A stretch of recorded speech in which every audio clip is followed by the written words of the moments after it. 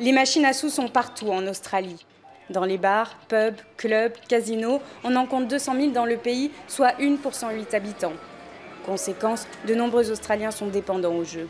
Pour lutter contre ce problème, le Parlement vient de voter une nouvelle loi. Elle repose essentiellement sur l'engagement des joueurs à se fixer des limites.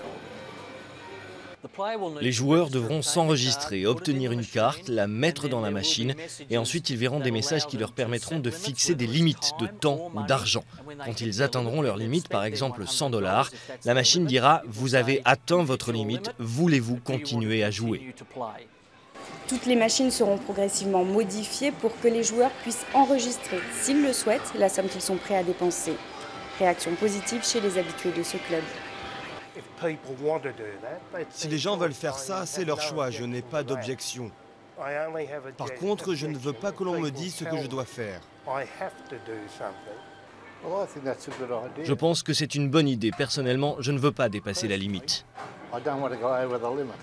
L'essentiel de la mesure repose sur une décision volontaire du joueur. Elle ne sera obligatoire à l'essai que dans la région de Canberra.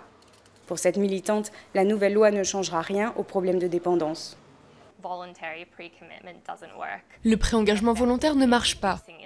C'est inefficace pour lutter contre la dépendance au jeu. Tout simplement parce qu'en réalité, les gens ne se disent pas « je suis accro, je vais m'empêcher de jouer ».